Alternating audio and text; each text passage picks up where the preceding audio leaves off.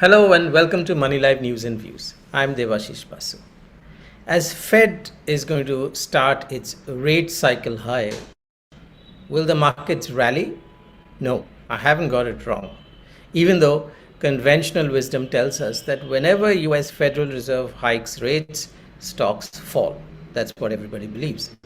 The Indian market has been under great pressure ever since the US inflation started rising late last year.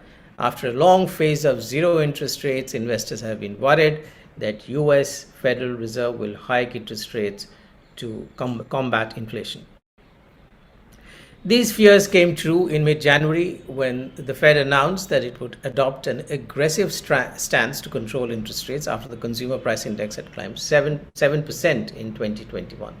This was the largest 12-month gain since June 1982. On 10th February, inflation hit 7.5%, and global markets went for a toss again, worried that the US may be forced to announce an emergency 50 basis point hike.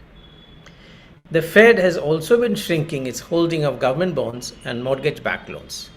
The immediate fallout of these two steps, which is reducing its holdings and increasing interest rates, according to conventional wisdom, would mean that money would move out of risky assets like stocks.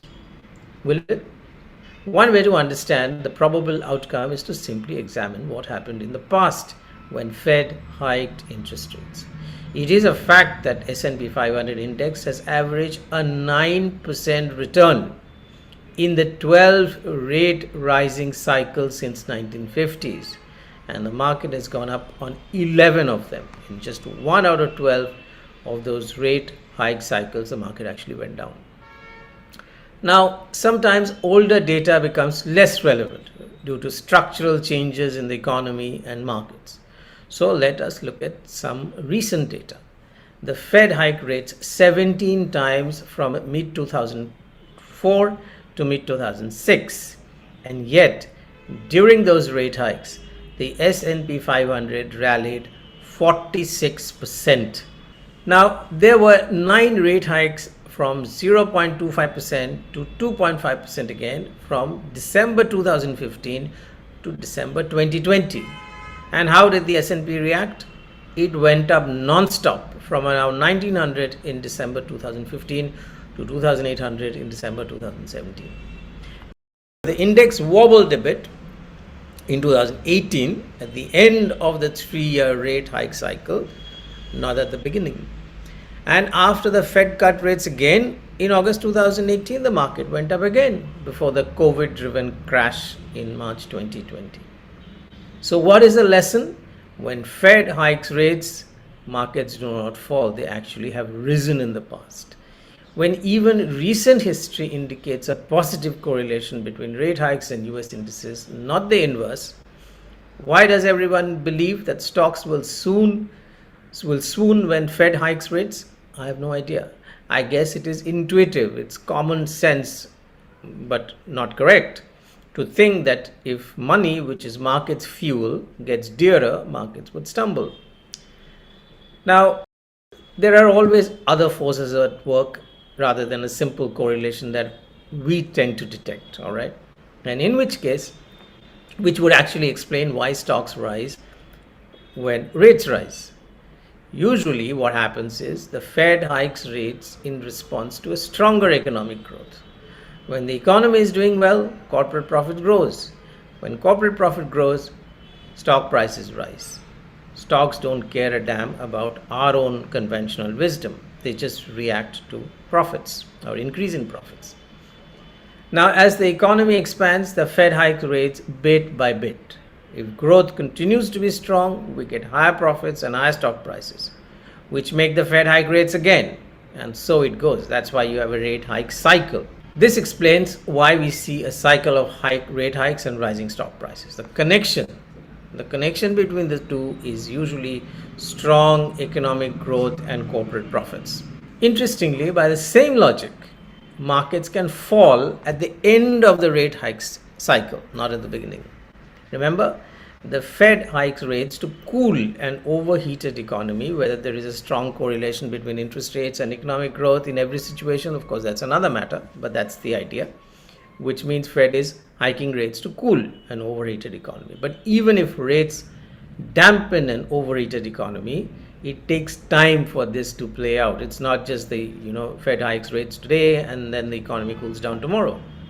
Because when Fed stops hiking rates, though, it is a signal that economic growth is moderating. Now, often Fed is late, or it would have increased the rates too much. So when growth slows down, whether due to rate hikes or for other reason, the market reacts negatively. Often at that stage, the Fed has stepped in to cut rates and boost growth again, which it did in August 2018, as I mentioned earlier, and the markets took off again. So Fed's actions are flexible. It is not a one-to-one correlation between their actions and market responses. Are there any exceptions to a situation of rate hikes leading to higher stock prices, which I've just described? After all, macroeconomic events have too many unseen and moving parts that can only be explained with the benefit of hindsight. The exception is this: when growth is slowing, but Fed continues to hike interest rates or refuses to cut them, stocks will definitely fall. What about inflation, to control which the Fed is seen as hiking rates 5 to 7 times this year alone, which, by the way, is what everybody is talking about, and it's already there in the price. Yes, if high inflation continues to persist and surprise everybody in future months, the Fed will indeed increase rates to very high levels, as Paul Volcker did when inflation hit 14.8% in March 1980. But as of now, it is hard to see how, in a globally connected world with continuous productivity improvement and cost reduction due to technology, inflation can stay stubbornly high in mature economies. If that inflation cools down, the Fed may even stop after a couple of rate hikes. Is this why the Reserve Bank of India has continued with an accommodative stance last Friday? Perhaps there is no reason to be trigger happy about interest rates as yet. Marginal rate hikes anyway do not affect the economy much.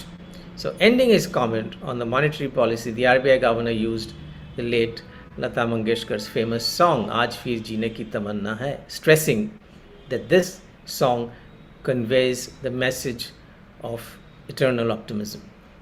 Now, who knows, if inflation does go down and the Fed does not have to hike rates, at least not 5 to 7 times, the RBI governor's optimism may indeed turn out to be quite wise. Thanks for watching, and if you liked it, please to subscribe, and so that many more people can watch the future programs. Thank you.